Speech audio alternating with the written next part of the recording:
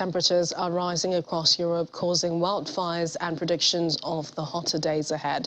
France and Spain have been the hardest hit, leaving firefighters exhausted as they battle fire after fire and assist with evacuations. The wildfires are still raging through western France, forcing more than 1,500 people to evacuate the area as firefighters battle to bring the flames under control.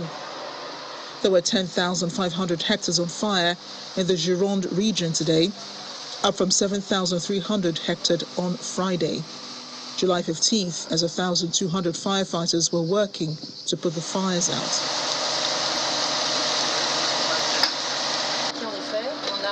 France's Environment Junior Minister, Bérangère Couillard, says the country is dealing with very considerable drought due to insufficient rainfalls over the winter and spring, especially dry months of May, and now coupled with particularly high temperatures.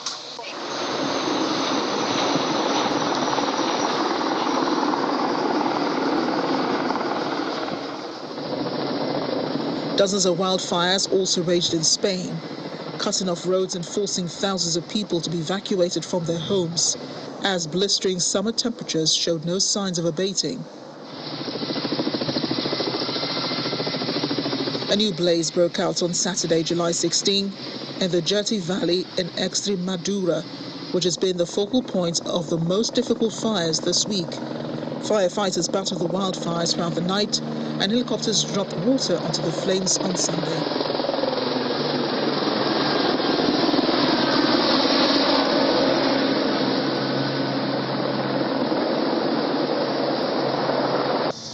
Over in Britain, people flocked to the coastal town of Bournemouth this Sunday to enjoy the sunny weather as the country braced for the hottest day on record. Sun lovers packed the beach, playing in the water and taking in the sun's rays ahead of a predicted record high temperature for Monday. On Friday, weather forecasters issued the first ever extreme heat warning, saying that parts of England on Monday and Tuesday could see temperatures reach 40 degrees Celsius, topping the previous record of 38.7 degrees Celsius in 2019. Finally, in Italy, firefighters, sparked by the worst drought in 70 years and by extreme heat waves, are raging through the peninsula. A fire broke out on Friday in a cornfield between a beach and a pine forest in Bibione, in the municipality of San Michele al Tagliamento, on the border between Veneto and Friuli regions. The country is experiencing extreme drought conditions that are spreading through the country, with rivers and reservoirs drying up. And over in London, temperatures soared as the country braced itself for its potentially hottest day on record. A thermometer reading in Trafalgar Square showed temperatures reaching 35 degrees Celsius at around 1:30 GMT. Weather experts have forecast temperatures to hit 40 degrees Celsius for the first time, forcing train companies to cancel services and some schools to close, while ministers urged the public to stay at home. Trying to keep cool, passers-by dip their hands in the fountain pools of Trafalgar Square to seek respite from the hot weather. One man poured water from the pool over his dog to cool him down. It's very hot outside. I think staying in the shade is the best option you've got, and just keep hydrating yourself. Sunscreen obviously as well, but yeah, it's ridiculous how hot the weather's getting in Europe in general, I think. Well, you walk from shadow to shadow, so anywhere that you have to stay in the sun for a long time, that's off limits. So we'll have to deal with sticking in places like we are now, as opposed to walking next to the Thames or any places like that. Meanwhile, the EU says it is monitoring those wildfires raging in southern member states very closely and sending a firefighting plane to Slovenia over the weekend, adding to recent deployments to France and Portugal. The EU Commission spokesperson Blazes Ujvari told a briefing earlier today it would continue to monitor and provide support where needed. The Commission continues to work tirelessly to mobilise help to those in need. Now, in addition to the firefighting airplanes mobilised to Portugal, France and Albania last week, the Commission deployed another plane from Croatia to Slovenia over the weekend to battle a fire in Nova Gorica. The Commission also provided rapid satellite images to France in the context of an ongoing fire in the southwest of the country using the Copernicus satellite system. This comes, of course, on top of the 2 firefighting aircraft that were deployed last week from the rescue fleet. We continue, of course, to monitor the situation during this unprecedented heatwave, and we will continue to mobilize support as needed. Joining me now is Abiola Odeyinka. She's a medical doctor at a hospital in the United Kingdom. She joins me now virtually. Dr. Odeyinka, thank you for joining me today. How hot has it been today alone? Presently, I'm based in Stoke-on-Trent, which is in the West Midlands area of England. Temperatures are about 30 degrees. In London, it's about 36 degrees at the moment. Yeah. Is this any different from previous years?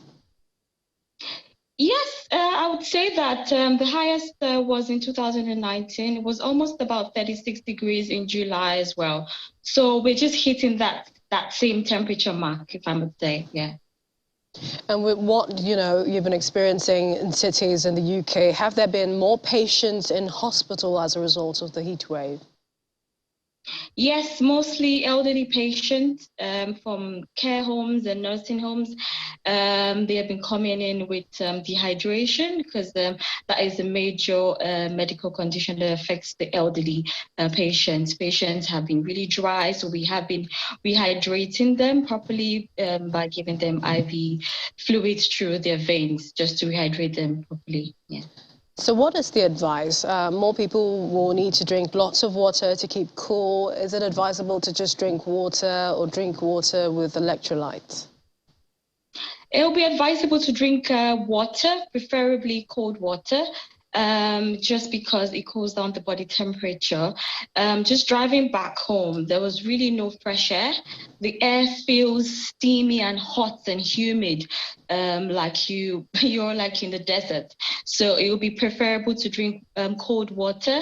Avoid sitting in direct sunlight to prevent heat stroke. I think that's the advice we're giving patients. Some people have been walking around without any outer clothing just to sort of prevent that, excessive heat. Yeah.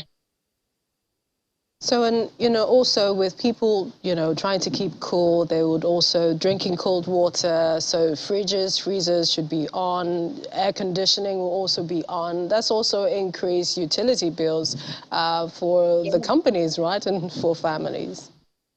Yes, it is, but there's nothing we can do. On the flip side, it's helping because people recognizing the effects of climate change and how to avoid using excessive water. But there's nothing we can do because it's a catch-22 situation. If you don't drink enough water, you will get dehydrated and you might come down with something worse. So yes, more electricity bills, but I think health is it's better to be safe than sorry. Indeed. So that's the advice. Also, yeah. Dr. Odeyinka, there are other diseases the UK is battling with. That also includes the increased COVID-19 cases. So what is the advice for those coming in, also for healthcare professionals like yourself? Yes, the major advice is like universities have done something really good by stopping lectures today and tomorrow, just to prevent this overcrowding in tight spaces, because we know that it's community spread, person-to-person contact. So just avoid staying in enclosed places with people, because when the weather is hot, you can't really maintain that much personal distance as you would prefer. It's better to stay outdoors, but not in the direct sunlight. Just stay under a shade, and so the risk is the risk of community spread of COVID-19, but I think the government is really keeping a close eye on it, and they're advising people, and people are really taking to the advice, and universities and schools as well have not allowed students to come to school today, so which is really commendable. Yeah. And let's move over to talking about Spain and France. They've been experiencing terrible wildfires. What have you been hearing as regards whether or not the situation is improving there? And if there are cases like that you've also come across? In the UK, we haven't come across any wildfires as of yet, thank God. But in Spain, they've been having forest fires, spontaneous forest fires, which the firefighters have been battling to stop these fires, and they're really working really hard. And what the hospitals have been doing is by conducting safety fire alarm drills. We had one in my hospital today, so we conducted a safety fire alarm drill just to make people aware that there is a risk of a fire, and just to know how people know where the exit points are. So far so good. We haven't had any in the UK, but in France and England and Spain, they have still been combating this, and I still think they're on top of it, although they're still working really hard as of now. Yeah. And Dr. Deka, still talking about, the heat wave. It's also a delicate situation for pregnant women and, of course, nursing mothers, babies, especially at this point. Yes. Mm-hmm. Yes, it is.